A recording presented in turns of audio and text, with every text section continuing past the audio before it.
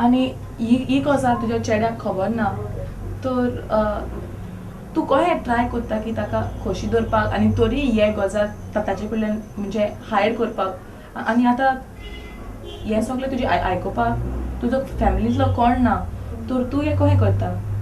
चेड्याक actually समजना अजून मेरेन पण जेन्ना जशें तेजें वय जातलें कितें तरी हिंट ताका दिवचीच पडटली की तेणी आपल्याक सावरूंक जाय हँडल करूंक जाय स्वताक की तेणी एकटें लायफ काडून शिकोवंक जाय कोणाच्या आदारा शिवाय न्हय कोणाचो होप घेवन की दुसरे म्हाका दितले पण आपूण स्वता काम करून पांयार उबो रावपाक ताका हांव ट्राय करता शिकोवपाची की तेणी ताका स्वता हँडल करपाचो आनी मेडिसिनाच्या बाबतींत सांगपाक गेल्यार ताका आतां खबरूच आसता की हांव हॉस्पिटलान आसता कामाक सो कितें ना कितें ट्रिटमेंट लोक घेता अशें तो जाणा आतां बरें नासलें की कितें गुळयो घेता डेली तेच्या तोंडार हांव घेयना पण केन्ना पळयता न्ही तो ताका सांगता ना रे बाबा कितें तरी म्हाका दुखता म्हणून घेता ती गुळी. After having spoken to a patient who has been suffering with HIV for 10 long years, let's visit an ashram in Thivi called Asro, which is run by Caritas, to see how beautifully people who have been infected with the infectious disease of HIV/AIDS still live life with a smile on their face. As I entered Asro, having mixed views of imagining children weak and frail, I was indeed surprised and learned from young little children that sorrows and sickness might eat us up physically, but it's our mind and heart that we have to keep strong. What cheerful children! God surely has a plan for each of these blessed children who are unique and very, very talented. Their faces start, we will blur them. So you don't worry, we will blur them.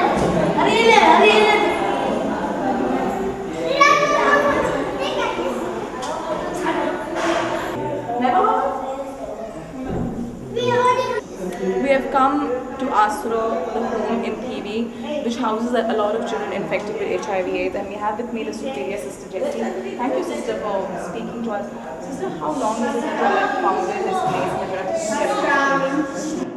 We started on 2002 when we are in a small home. Then the number of the children increased, so then the Caritas of it is initiated by the doctor, Dr. Philomena D'Souza.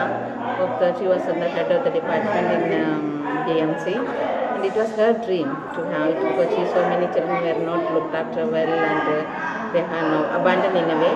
So we started it in her own ancestral home. Then later we shifted them into our own convent home, in the convent. Then still in the place was not sufficient. Then the Caritas asked Caritas to took over the project, and then they made this big home for them. I can see such happy faces of children around here. How do you manage to keep this going, Sister, with children? See these children suffering with such kind of a disease, deadly disease. So how on your part are you able to give these children a happy life without their parents? It is just because I love them. That's a simple word I can say. Because it is. Rise and shine, and you are the glory, glory. Rise and shine, and you are the glory, glory. Rise and shine, and you are the glory, glory. Children of the Lord. So my dear friend, how are you taking life in your stride? You just mentioned that earlier you felt angry, but today you have taken life in your stride. What has helped you do this? The support of the sisters and co-workers and the blessing of the Lord Jesus has helped me in doing all my activities and study well, and also through the counseling of people I have been able to cope up with life and take life in a proper and a normal way. And I have been counseled and taught that it is not the fault of my parents, but it's the normal thing that happens to each and every one of us. And I have accepted it and living my life with full happiness and courage. It was 3 years ago that I did the first story on AIDS when I interviewed a patient called Shabnam from Vasco, and it's again that I had a chance to interact with Shabnam through our reporter from Vasco, Surendra Madkaikar. Sometimes even a sickness as deadly as HIV/AIDS does not deter people from doing work and continuing to live life. Life does not end with sickness. Shabnam's life has evolved since 3 years by remarrying and living in a better home and trying to create as much awareness about HIV/AIDS. और आपके husband का test हुआ है जी। अभी ये जो आप ज़िंदगी गुजार रही है, कैसी आपको उम्मीद आ गई ज़िंदगी जीने की? मुझे उम्मीद जीने के लिए मुझे एक मेरी फ्रेंड मिली जो संस्था में काम करती थी और उसने मुझे बहुत सपोर्ट किया कि HIV होने के बाद में भी ज़िंदगी है, लाइफ है, तुम ज़िंदगी संस्था में आओ, रजिस्टर हो, तुम्हें उधर काउंसलिंग मिलेगी, जानकारी मिलेगी और तुम्हारी हिम्मत और बढ़ेगी। तब मैंने उसकी बात सुनकर अपना कदम बाहर निकाला और अपने आप में एक हिम्मत की कि देखती हूँ मैं भी ज़िंदगी को आगे बढ़ाने के लिए। आपकी पहली शादी होने के बाद आपके पति गुजर गए, उनके पास से आपको HIV आ गया जी। उसके बाद आपने ऐसा मालूम पड़ा है कि शादी वापस आपकी की गई है, उसके बारे में थोड़े विस्तार से बताएंगे?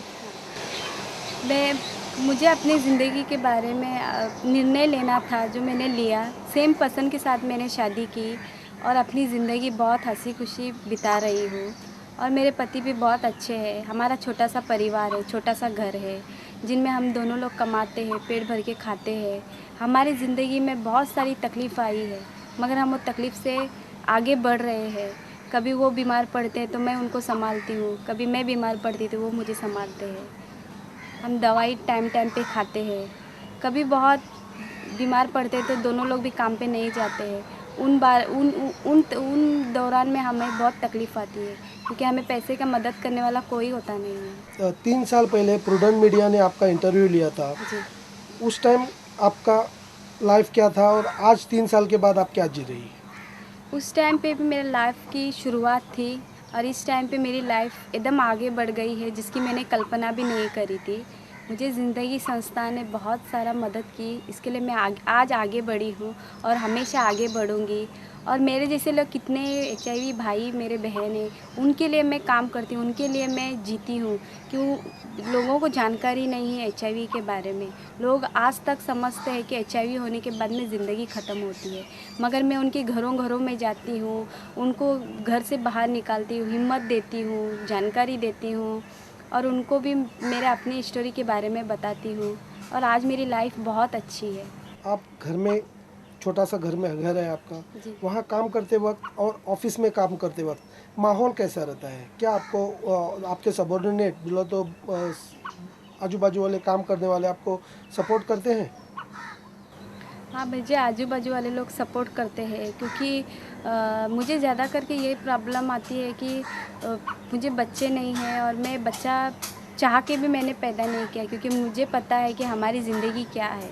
अभी सरकार ने दवा निकाली है कि HIV होने के बाद में भी बच्चे पैदा कर सकते हैं, मगर जब मेरी शादी हुई थी, जब मुझे डॉक्टर लोग ने बताया था कि तुम्हें तो एड्स है, तुम्हें क्यों चाहिए बच्चा बोल के डॉक्टर ने तब मुझे डराया था। ये मैं उनकी भी थोड़ा डॉक्टर की भी थोड़ा मैं गलती बताती हूँ कि उस वक्त मुझे उन्होंने हिम्मत नहीं दिया था, इसलिए मैं आज तक माँ नहीं बनी। इसलिए मेरी ज़िंदगी में कुछ कमी है जो बच्चे के लिए है। लोग मुझे पूछते हैं कि तेरी शादी इतनी साल हुई है, बच्चे क्यों नहीं, क्यों तू पैदा नहीं करना चाहती है। उस बारे में मुझे थोड़ा तकलीफ़ होती है और मैं अपनी ज़िंदगी के बारे में सोचती हूँ। अभी आज के ज़माने में बच्चे गोद भी ले जा सकते हैं, जी। उसके बारे में आपको ज़िंदगी गोवा के या अदर काउंसलर्स या बाहर के लोगों ने कुछ बताया है बच्चे गोद ले सकती है बोल के? आप जी, मुझे काउंसलिंग मिली है, जानकारी भी मिली है। मैं ज़्यादा करके तो मैं बच्चे के बारे में एक बार रो रही थी तो मुझे सर ने और बाहर से भी मुझे काउंसलिंग मिली कि अभी तुम घटमुट हो, तुम दवाई ठीक से खाती हो, तुम्हारे हेल्थ का तुम खुद ख्याल रखती हो, तो क्यों नहीं तुम बच्चा गोद लेती हो कि तुम्हारे आगे तुम्हारी ज़िंदगी में कुछ कमी है उसको तुम पूरा कर सके। और मैंने अभी ये निर्णय भी लिया है कि मैं बच्चा गोद लूँगी और उसको भी जब तक मेरी ज़िंदगी, मेरे पति की और मेरी ज़िंदगी, हम उसको अच्छे से देखभाल करेंगे। आपको तो ज़िंदगी गोवा की तरफ से थोड़ी बार मदद मिलती है, सरकार की तरफ से भी बहुत कुछ सुविधाएं हैं, वो आपकी तरफ पहुंचती है क्या? जी, मेरे तरफ तो सरकार की 1000 रुपये की जो स्कीम निकाली है, मेरी तरफ तो जो पहुंचती है, मगर बहुत सारे जो HIV पॉजिटिव है उन तक ये स्कीम उन तक ये मदद पहुंचती नहीं है, क्योंकि सरकार ने का एक रूल्स है जो 15 साल का सर्टिफिकेट चाहिए, इनकम सर्टिफिकेट चाहिए। ज़्यादा लोगों के पास राशन कार्ड होता नहीं है, इलेक्शन कार्ड होता नहीं है, किसी के पास पैसा होता नहीं है, तो उनको ये सरकार की मदद मिलती नहीं है। और सेकेंड लाइन की दवा भी है जो गोवा में उपलब्ध नहीं है, वो बाहर बम्बई में जाना पड़ता है, और बाहर जाने के लिए उनके बहुत लोग के पास पैसे भी होता नहीं है ट्रेन में आने जाने के लिए, उनको बहुत दिक्कतें होती है। और मैं ये भी चाहती हूँ कि अभी मेरी ज़िंदगी में भी उतार चढ़ाव हो रहा है। जो है बहुत सारे लोग हैं जो हमारी बोले तो हमारी प्रोजेक्ट में थोड़ी तकलीफ़ कर रहे हैं, जिससे मेरी ज़िंदगी भी उतार चढ़ाव हो रही है।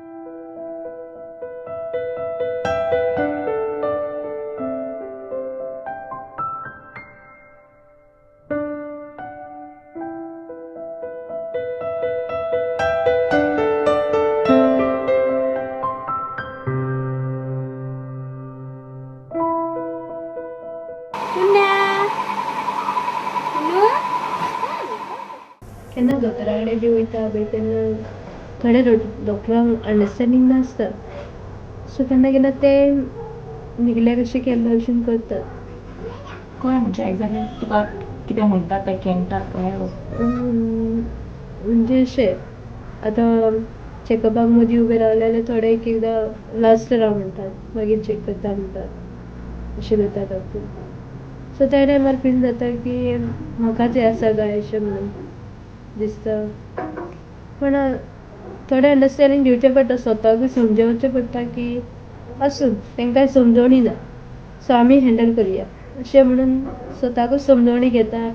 When I was at home with my uncle family, once while coming for food, one of my auntie said, "We don't take the plate which we are using, as we will be infected with that.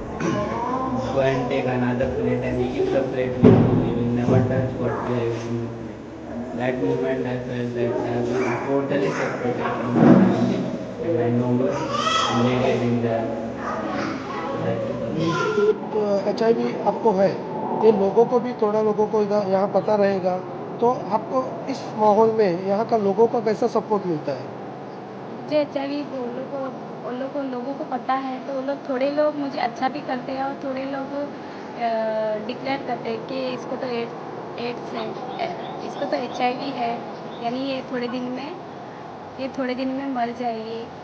थोड़े लोग नज़दीक भी नहीं करते हैं, मुझे बुरी नज़र से देखते हैं, उनका नज़रिया गलत रहता है। मैं तो उनके लिए यही संदेश देना चाहती हूँ कि HIV किसी को भी हो सकता है, अमीर हो या गरीब हो, हर एक किसी को हो सकता है। अगर सही जानकारी उनको HIV की नहीं है तो उनको भी हो सकता है।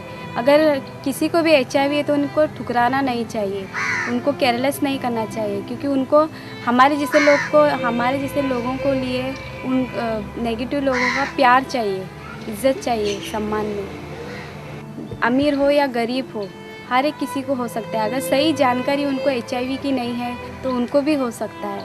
अगर किसी को भी HIV है तो उनको ठुकराना नहीं चाहिए, उनको केयरलेस नहीं करना चाहिए, क्योंकि उनको हमारे जैसे लोगों को लिए उन नेगेटिव लोगों का प्यार चाहिए, इज्जत चाहिए, सम्मान में।